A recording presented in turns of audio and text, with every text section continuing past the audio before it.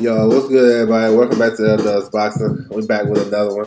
We got this pre-gaming show for this week, September the 18th to the 23rd. We're going to touch on the fights, you know what I'm saying, and let you guys know where you can find the fights and how you can watch it. So, salute to everybody coming through the building for sure. You guys can follow me on my social media, scrolling across the bottom, Twitter at OverJ, Instagram at Does Boxing, and tap into the website as well, LDoesBoxing.com.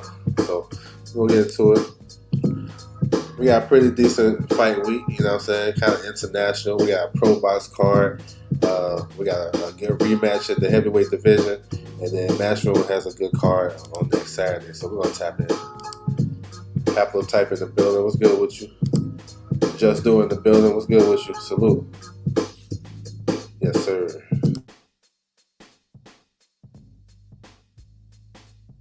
All right, so we got this one right here. This is actually tomorrow morning, September the 18th. So early morning start is out there in Japan. We got a pretty good card though. We got 2 world title fights on the card that we're gonna touch on. You got Junto Nakatani, who is the WBO super flyweight champion. He's just coming off a knockout of the year candidate over Andrew Maloney to win the title. He's back. He got a tough, rugged guy, Argie Cortez. Cortez gave the number 1 guy in the division, in my opinion, slightly. You got Juan Francisco Estrada. Cortez fought Estrada and gave him a hell of a fight. I mean, if it wasn't for the knockdown, it may have been either a draw or it could have went to him. So Cortez is a tough contender. We know what Nakatani brings to the table. He's tall and rangy. He like to box.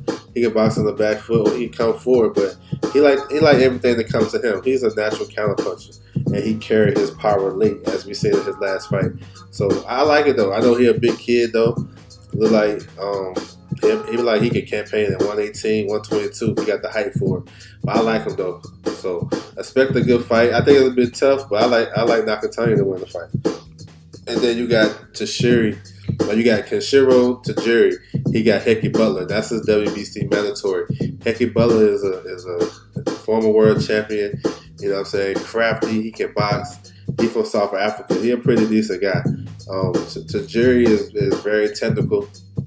Good right hand. He got a good jab too. He do everything well. He's probably one of the better champions we have. We just don't recognize and talk about him. I mean, the performance he had last year over Karaguchi in a unification, probably one of the best performances of that year. But I think the difference in this fight would be the size. I think Kenshiro got the size advantage over Butler. I think he'll be able to utilize that. And can he stop him? He probably can stop him. But I like Kenshiro by a wide decision. We'll see. I wouldn't be surprised if he stopped Butler. Butler is tough, you know what I'm saying? So that's what it is. You can catch this on ESPN Plus. Early morning start, like 5 a.m. on the West Coast. 5 a.m. on the East Coast, 2 on the West Coast. ESPN Plus, tap in. They got a couple of other fights on the other card. Tension is on the card. That's the kid that Floyd Mayweather had that exhibition against. I think he like 2-0 as a professional boxer. So if you guys want to get up early for that tomorrow morning, September 18th, feel free to tap in. Alright. Moving on. We got this Pro Box card, Pro Box TV. You can find it on their YouTube channel or the app, either or. You got a decent fight at 140. Back to Jakin Baliev. This the kid, I don't know if you guys remember, his only loss is to Subriel Batiste. Subriel Batiste stopped him a couple years ago in Carson, California, in a tough fight. He is a southpaw. He's strong. I know he was in training camp with Bud Crawford before and other guys. I know he's tough. He's facing Hugo Rodon, which is another tough guy. He only got 1 loss. This is going to be a pretty interesting fight. And these guys, the winner of this could get a bigger fight at 140 pounds, which is a stacked division. So look forward to this. This is a good fight. And Pro Box normally match up their fights pretty well. You know what I'm saying? And then you got, this is the full card right here. On the undercard, the co-main, you got an interesting super middleweight fight. Lester Martinez versus Lonnie Thompson. This is interesting. Lonnie B haven't fought in almost 4 years since since he beat Jose Uzcategui on the undercard of Tank versus Gamboa. That's a long time ago. He making his comeback against Lester Martinez, who is a rugged, come forward type of guy. Solid. He's training with Team Crawford. You know what I'm saying? Of course, Bowman not going to be there, but he'll be Red Spice and Coach Diego's will be there. But Lester Martinez is a strong guy. You know what I'm saying? He's a good body puncher. He's aggressive. He's creative when he gets to his spot. So that's a good fight. Interesting. Clay Waterman versus Kareem Hackett. That's a good one. Ismael Villarreal versus John David Martinez. So that's going to round out the card. And we all know pro box pretty much have decent cards all the time. So that's what's up.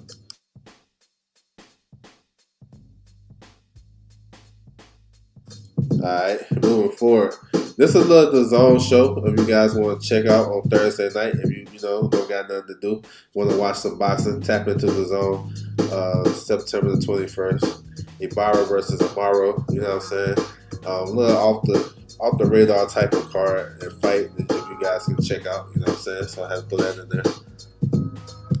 September 23rd, so we got the big heavyweight rematch between Zhilei Zhang versus Joe Joyce. We know earlier in the year, Zhang stopped Joyce with multiple left hands. He messed up Joyce's eye, and they had to stop the fight. I mean, Joyce looked like he never fought a southpaw before, which I know is not true because I seen him fight Usyk in the amateurs. I know he grind his way through that system, and he fought Leroy Thomas, who was a southpaw. But I don't know, maybe he underestimated the speed of Zhang, and these guys are both slow. It's just Zhang's hand speed is nice, and he got heavy hands. And he crafted with his work, you know what I'm saying? He established his jab in this fight first and foremost, and then that let the left hand just, find his mark. So Joe Joyce, he definitely got to come with a different game plan. And we would say he can't really change. There's some stuff he can't change. Like getting his head off the line. That's always been Joe Joyce. Even in his first couple of fights when he was knocking out these UK guys, he wasn't getting his head off the line then. So that's not gonna happen. So what else can he do? You know what I'm saying? What else can he do? We gotta see. I think he gotta get his jab going. Definitely establish his jab. You know what I'm saying? Maybe pick up his feet a little bit better. I think he may have better feet than Zhang. His upper body movement is so slow. I mean, he can get his head off the line and throw the jab. Lean to the right and throw the jab. Make sure he's off the line. His key to victory. He trying to take Zhang late. I think that's what he was trying to do in the first fight. It's just he was catching too many left hands. But you can't depend on that strategy all the time. So we'll see. Two big guys. Another key thing, Joyce came in very light for his standards in that fight against Zhang. The first one, he was like 256. I expect him to be back up in 270s, the high 260s. You know what I'm saying? Zhang is coming in at 280, regardless of who he fights. So maybe he can put on some more weight to kind of absorb some of those shots. But we'll see. It's going to be tough because Zhang had his rhythm. He had everything keyed in, and he knew exactly what Joyce was going to do. And he was timing him with those left hands. So we'll see. Yeah, he did, man. He just, I don't know. I heard that they didn't spar Andy Southpaw for training camp. And that's crazy because Ismael Salas is one of the best coaches in boxing. So, yeah, that is crazy. All right, on this card, we're supposed to get Anthony Yarde in a comeback fight. His opponent fell out, so we're waiting for some news about that. But Anthony Yarde is on this card, for sure. All right, we got some young guys on this card. Pierce O'Leary, he a good puncher. 11-0, 11 knockouts. He can punch. He's on this card. Zach Parker is back. He was he quit his last fight versus John Ryder for the WBO interim title fight. That was a fight to get Canelo. You know what I'm saying? He said his hand was broke or whatever. I get it. You know what I'm saying? Some guys can't take pain or they don't want it as much. But he's coming back. We'll see how he look. Hopefully everything's good with him. Sam Noakes, that's another good fighter. He's on the card. Up and coming guys. Lightweight. I think, yeah, Sam Noakes is good, yeah. I think he's the one with the 11-0, 11 knockouts, my best. Then you got the heavyweight, Moza Atamu. He's on the card. The Southpaw. Now that's the one of the guys that Joyce was sparring with for this training camp. The kid, I think he like 19 or 20. He has softball, so that's good work. That's good work. But you can catch this full card on ESPN Plus Saturday afternoon. I think it starts maybe like 2 o'clock in the East Coast. So make sure you guys tap in. Should be a fun fight though. He said Right Salas is a good trainer. I don't know how he missed that mark like that. Yeah, I'm surprised too. Yeah, for real, bro. That's crazy. That's crazy, but they gonna learn. Joyce made them learn. And this is for the WBO interim title. So, I know we all want to see Fury fight actual boxers. I think the winner of this will be the only actual boxer he'll fight. If that makes sense. Because I don't know if he's going to... It sounds like he don't want to fight Usyk. So, these two guys, maybe he'll get the winner. Because real talk, I will say this. I know this for a fact, talking to Joe Joyce's manager, you know what I'm saying, through the months and last year. He told me it's supposed to be Fury versus Joyce for this October fight that he having with Ngannou. That's who Fury was supposed to fight, Joe Joyce. Yes, sir. But of course he lost, and then he had a rematch clause. So maybe he can get back in position. I don't know. They were the same team. It is what it is. Alright, moving forward. So we got this one right here. This is a under the radar card as well for Monaco. It's an interesting guy on this card though. Albert Ramirez. He's a big puncher. You know what I'm saying? He can fight. He fights at light heavyweight, southpaw. He can put his name in the mix. He got some world rankings as well. You got some good young fighters on the card. You got some Olympians on this card. I'm just trying to find some TV. Once I find TV for it, then I definitely will put that on my community tab. But Hugo Metcalf, he's signed with Top Rank, so I'm thinking Top Rank may put it on ESPN Plus because there's no fights at night. You know what I'm saying? So we'll see we'll see how this goes down. You know what I'm saying? But I like Albert Ramirez, so he's obscure, but he can fight. Alright, so the biggest card of the weekend, we got Richardson Hitchens versus Jose Zepeda. We're going to touch on all of that. The main 3 fights. You got Khalil Cole on the card. He's a good looking prospect, light heavyweight, strong and solid. Velasquez versus Samaro. That's going to be a good fight at 140 pounds.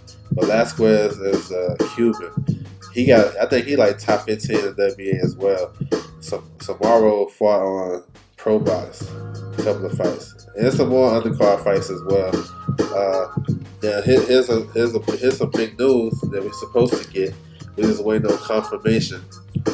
Conor Benn is supposed to fight on this card, making his return to the ring after the failed PED test. He's supposed to fight a kid named Rico Mueller from Germany. So it's some stuff they got to get through because I know they're supposed to drug test them. They're supposed to be in America either today or tomorrow, and they're supposed to drug test them right away. So we'll see. We'll see what happens. But Conor Benn is supposed to be on this card. I had to throw his name out there. Then for the main 3 fights, man, listen, I like it. This is a good card. Starting with Ammo Williams versus Steve Rose. I like this fight. This is a middleweight. This fight is a middleweight. You got the up-and-coming Ammo Williams, who is aggressive, who's strong. You know what I'm saying? Hungry, southpaw. That he like to hurt people. You know what I'm saying? Ammo is more athletic. The only thing with him, he's a little bit too wild. I think he probably can kind of tighten up some things. You know what I'm saying? Maybe box early in the fight and then try to be more aggressive. But he seems kind of wild. If he get you hurt, he's trying to get you up out of there. Steve Rose is a boxer. He's a boxer. He got decent pop too, but he's a boxer. He's slick. So, he can make Ammo miss. He can make him pay. He can make him run to some shots. He can make it kind of ugly. Look what he did with Berlanga. I mean, he outboxed Berlanga in a lot of stretches of that fight. You know what I'm saying? He will let his hands go. He ain't just a boxer just like he move around the ring. Even in the Triple G fight, I thought he won the first couple of rounds before he got stopped. So, it's an interesting fight. You know what I'm saying? It's a good test. I know Rose is 40, but Rose stays in shape. You know what I'm saying? It ain't like he's an old 40, like, that been through a lot of wars. He only got stopped by Triple G. So, that's interesting. it's an IBF regional title on the line, WBA regional title. So in a weak division like middleweight, the winner of this can possibly get a title shot pretty soon. So that's what's up. I like that fight. All right, then you got a unification fight. In welterweight unification, Jessica McCaskill, who is a former undisputed champion, versus Sandy Ryan. So you got the WBC, WBO, and Sandy Ryan's WBO title on the line. This is a good fight. This is gonna be a good one. We know McCaskill, what she brings to the table. Not a lot of skills. Not a lot of technical stuff to her game, but she's strong, she's determined, she's aggressive, and she got a good motive. You can outbox her, but you got to be committed. You can't stand and be in a fight with her. And Sandy Ryan has that, all those attributes. She's taller, she got the size advantage. She can box if she needs to. But I think Sandy Ryan gonna try to sit in there and bang with her. That's the thing. Sandy Ryan is kind of similar to Chantel Cameron in this instance. She liked to fight in the inside, and she'll push you around, try to bully you. And that's something that McCaskill had problems with when she faced Chantel Cameron. She only started having success late in the fight. So this is a good one. It's a real good one. I like Sandy Ryan pulling it out, but McCaskill is so strong and determined. We'll see. That's a good fight. That's a real good fight for this card, for sure. And then the winner sets him up for possibly unification, undisputed, sometime next year. Michaela Mayer versus Natasha Jonas is supposed to happen next. That's for the IBF title. That's the final piece, for the puzzle. And then the winner of those fights and they face off against each other would be crazy. And that'd be real big right there. So we'll see. He said Rose should be a cool test for Emo, I think. Now, I'm thinking so, too. I think he'll box well, give Emo something to think about. Especially if Emo come in there reckless and overzealous. Yeah, that is a good fight. I'm trying to figure out the date for that. I know they're working on it.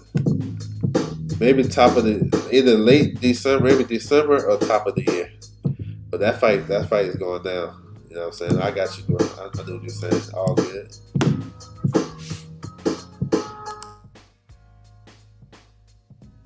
All right, to the main event. So, Richardson Hitchens versus Jose Zepeda. I like this fight.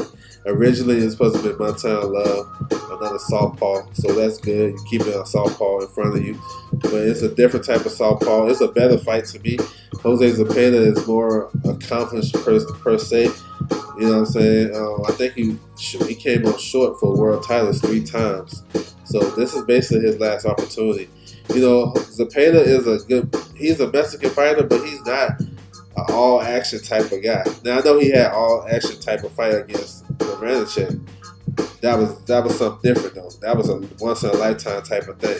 He's really a counterpuncher. He's a power counterpuncher. Good power. Like, if he hit Hitchens with some shit, it may do something. You know what I'm saying? He got that type of power. But I think he's kind of slowing down. I think the Regis fight took something out of him. You know what I'm saying? He came back and got a win. It wasn't the most impressive thing. But the thing with me with this fight with Hitchens, they both counter punches. But who would be waiting for each other the most? Like, when you got counter punches in front of each other, somebody got to take the lead. I think it's Hitchens. I think he'll take the lead because he's a younger, fresher guy, faster hands. He may be a little bit bigger, you know what I'm saying? So he could probably get to the punch early. And we seen what he did against his last southpaw, John Bowser. I mean, it was crazy. He dropped him like 2 or 3 times. He couldn't stop him. So he don't got like the killer instinct like that, but he will outbox you. He'll outbox your head off. And then, he got decent power that can, respectable. So I think Zepeda, I think this fight gonna be kind of tactical, but I think Zepeda gonna be waiting too long. And I think he'll probably be losing some rounds, and he'll have to be aggressive, and that may hurt him down the stretch. This is a big fight for both guys. Hitchens, he been waiting to prove himself against a top name at 140 pounds. I think he got the skills to do it. I think he can outbox Zepeda. I don't really have to take too many chances. Just let it come to him. And I think he'll probably win a dominant, unanimous decision. But we'll see. Zepeda is tough, man. He tough. He ain't gonna go out like that. You know what I'm saying? You're gonna have to put some hurt on him. And then if he feel like Hitchens can't hurt him, then I think he'll be more aggressive. And then the fight will get interesting. But I think Hitchens gonna keep him outside with the jab, shoot straight right hands down the pipe, and then time up when he don't want to work, and then just fight at his pace. That's Hitchens. Hitchens is a boxer. He ain't doing that too crazy. 1-2s down the pipe, check left hooks, straight right hands. So I like Hitchens. That's a good fight. Good fight. Me too. If you peep Hitchens' last fight, he was more comfortable fighting. Yeah, for sure. Yeah. Yeah. That's a good point, bro, because it's a little different because Zepeda is more experienced than John Bowser. He's a bigger puncher than John Bowser. Yeah, that's a good point. Now, I had to point this out, too. Last time I seen Jose Zepeda fight an athletic guy, kind of slick, that was Hank Lundy. Now, I know you might say, what about Regis? Regis not like an athletic guy to me. He ain't that athletic to me. He can be slick with his upper body movement. But if you remember the Hank Lundy fight, Hank Lundy was giving Zepeda fits with his speed, with his quickness. You know what I'm saying? And I thought he could have won that fight if he would have. He ran out of gas down the stretch of that fight. And Zepeda was able to win. He said all true. So Hitchens is an athletic guy, quicker, younger. Like this is a good fight. And then the winner of this can make a claim to fight the winner of Haney versus Prograis for the WBC. Hitchens got a world title. He's number 5 in the WBO. And I heard him call out Teofimo. They can maybe probably push him towards that. I mean, that's actually a good fight. It might not be, I don't know how big it is market-wise, but you can put that in NYC. You know what I'm saying? So we'll see. It's just interesting, man. And it's good matchmaking to me. The whole card, I think, is good. So hopefully you guys tap in. That's Saturday night, September 23rd on the Zone. So that's what it is. All right, we're going to do a quick recap, man, then we're going to close it out. I want to salute everybody coming through the building. Tomorrow morning, early, from Japan on ESPN Plus, we got Kenshiro versus Heikki Butler. Kenshiro is defending his 2 titles, WBA and WBC titles, and 108. Good fight, you know what I'm saying? I like Kenshiro. Junto Nakatani is on that card. He got Archie Cortez. Cortez is a tough contender. Nakatani just won the title. He's a 2-division world champion. That shit crazy. Building up the accolades. So that's a good fight. I like Nakatani as well. Then we got Pro Box on Wednesday, September the 20th on YouTube channel or the app. You got back to Jacobelov, Bayev, I'm messing that, Jukabayev versus Hugo Rodin. Lester Martinez versus Lonnie B, Lionel Thompson. That's the fight I'm most interested in. Keeping it at 100. That's an interesting fight. Lonnie B coming off of almost 4-year layoff versus Lester Martinez, who is a strong, hungry kid. He was just in training camp with Chris Eubank. He had Chris Eubank ready for Liam Smith. He's trained by Team Crawford, you know what I'm saying, with Coach Red and Sal Dieguez. We got a small card on Thursday, so if you guys want to check out some boxing from Mexico. I think Oscar Valdez is going to be commentating in this card, but it's on the Zone. Feel free to tap in. Ibarra versus Amaro if you want to watch some boxing on Thursday. September 23rd, we got Zane versus Joyce, so this will be early in the afternoon. So we got a good day of boxing for Saturday. Zane, he stopped Joyce in the 6th round in the first fight. Joyce trying to get his payback. This for the WBO interim heavyweight title. The winner can put themselves in position to maybe fight Usyk. You know what I'm saying? Usyk, Fury, they're in a good position. Real talk. Then you got this card from Monaco. I'm still trying to find out some details on how we can watch it. But Albert Ramirez is a guy to look out for. And then we got this card right here that's going to finish up the night. Richardson Hitchens versus Jose Zepeda. That's the main event. Ammo Williams versus Steve Rose. That's a middleweight fight. That's a big fight for the middleweight division. Like, for a division that's been down and haven't been shaken, that's a big fight. Because the winner can fight, can get a world title fight. And then you got a unification, McCaskill versus Sandy Ryan. This is a good fight. I think it actually a tough fight. Depending on the game plan of Sandy Ryan, if she sit there and start fighting with McCaskill early in the fight, she gonna have some problems. And McCaskill can probably edge that out. But if she start off boxing and then get them a nice little lead and then step in and try to fight, and then I think she'll win the fight by decision. I don't see her stopping McCaskill, but we'll see. So, good week of boxing, man. Make sure you guys tap in. I'm going to drop some stuff on my community tab just for reminders, you know what I'm saying, so everybody can tap in with the fights, for sure. So, once again, I want to salute everybody coming through the building. Make sure you subscribe if you haven't, you know what I'm saying, hit the like button, drop comments, all that good stuff. Much appreciated. So, with that said, I'm gone.